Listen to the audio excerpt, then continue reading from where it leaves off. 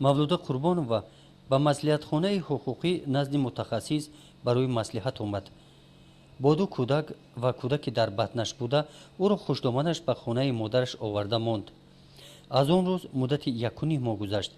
на хушдоман ва на шавҳараш дигар ба суроғи мавлуда наомаданд. мехоҳам ай ба гулакоша алимин ҷидо кунам, бад тасмими гулакоша ҳаққи гулакоша бисупора да давлат, ама гирам гулакоша чӣ кунам, зиндагишона пеш барам. баъди гирифтани маслиҳати ҳуқуқӣ мавлуда мақсад гузоштааст ки дар хусуси вазъи оилавияш бо ариза ба суд муроҷиат намояд. хай бикунам фарзандои худшон накунан ай дустмон чӣ мия ҳеч барои фарзанди худаш бикунан хонаву дар мекунан накунан ҳеч. шумо даво намекунем барои хона? охо чӣ баъд даво кунем ай дустмон чӣ мия. мавлуда манзили истиқоматии худро надорад. дар ин ҳавлӣ иҷора мешинад. ҳамроҳи ӯ додараш Фазлиддин, ҳамроҳи занаш ва модарашон ҳам дар ин ҷо иҷора мешинанд.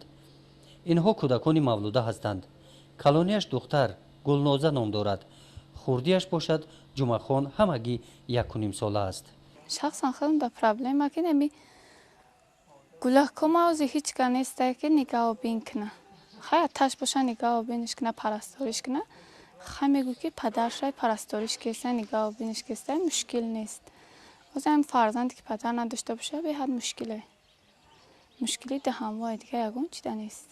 на ай хурдан, на ай пӯшидан, на ай ҳеҷшон кам нестай. тағомани кесай, шочамани кесай. оли то имрӯз оли аташон ягон чиз каагишонам нестай, хардагишонам нестай, ягон камбудишон набуд каагиам нестай.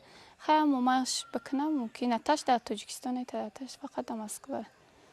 хай аташ сумрой мекунам, амомаш мехара, аташ боша мехара, набоша ҳеҷ. тақдири кӯдакони мавлуда мисли тақдири худаш омад. мавлуда ҳам дар ҳамин сину соли духтараш Гулноза буд ки падараш аз модараш ҷудо гашт. ӯ зани дигар гирифт. мавлуда ва додараш Фазлиддинро модараш калон кард. чайма дар қиниш аму буд ки хайна гулаки тағоим муша ата мегуфту ша ата мегуфт, хай мо кира ата мегуфтем ҳеҷ кара. мо ҳам мерафтем ҳам тағоимон ата мегуфтем. кияй тақдирш розия ҳеҷ ка. май ачи май ай тақдир насибам розӣ нестам, не ки хай худованд ҳамаш дар дасти худованде. ина мисол барои чӣ розӣ нести худодай тақдир? барое ки гулаком беятиман, ата надоран, ятим мондагиян. бароям розӣ нестам. ман мехоҳам ки аташона биёвам бигиран. ранги одамои дигаворӣ ба атав ба учава. мавлуда намехоҳад ки тақдири фарзандонаш мисли тақдири ӯ бошад. шавҳараш ба ӯ гуфтааст ки гаштан меояд.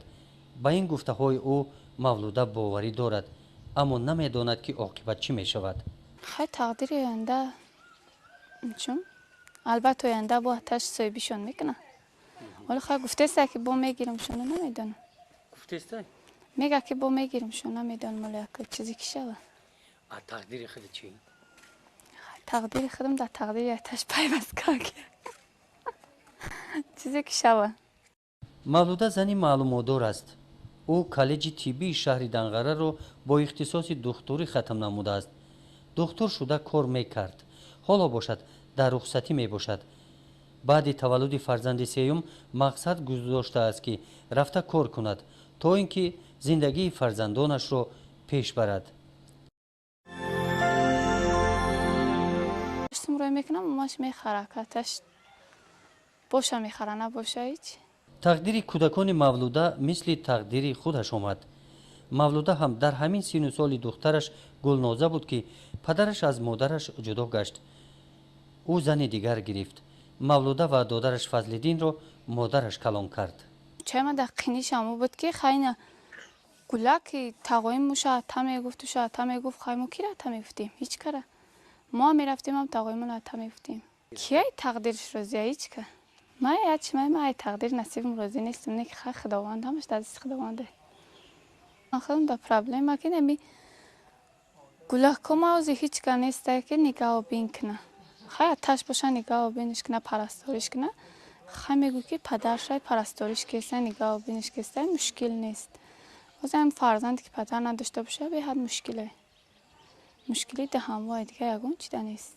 на ай хурдан, на ай пӯшидан, на ай ҳеҷшон кам нестай. тағомани кесай, шочамани кесай. оли то имрӯз оли аташон ягон чиз каагишонам нестай, хардагишонам нестай, ягон камбудишон набуд каагиам нестай. Хай амомаш бикунам мумкин аташ дар Тоҷикистон нетад, аташ фақат дар Москва. Хай аташ аст ки дар хусуси вазъи оилавияш бо ариза ба суд муроҷиат намояд. хай бикунам фарзандаи худшон накунан айдисмон чӣ мияич? барои фарзанди худаш бикунан хона дар мекунан накунан ҳеч. шумо даво намекунед барои хона? охо чӣ ба даво кунем, айдисмон чӣ мия? мавлуда манзили истиқоматии худро надорад, дар ин ҳавлӣ иҷора мешинад. ҳамроҳи ӯ додараш Фазлиддин, ҳамроҳи занаш ва модарашон ҳам дар ин ҷо иҷора мешинанд. инҳо кӯдакони мавлуда ҳастанд. калонияш духтар Гулноза ном дорад. хурдиаш бошад Ҷумахон, ҳамагӣ 1.5 сола аст. шахсан ин мисол барои чӣ рӯзи нести худадайт? барое ки гулаком беятиман, ата надоран, ятим мондагиян, бароям розӣ нестам. ман мехоҳам ки аташона биёвам бигиранд, ранги одамои дигаворӣ ба тав бо чав. мавлуда намехоҳад ки тақдири фарзандонаш мисли тақдири ӯ бошад. шавҳараш ба ӯ гуфтааст ки гаштан меояд. ба ин гуфтаҳои ӯ мавлуда боварӣ дорад, аммо намедонад ки оқибат чӣ мешавад. хай тақдири оянда чун албатта оянда бо аташ соҳибишон мекунад. ҳоло хай гуфтаеста ки бо мегиримшон.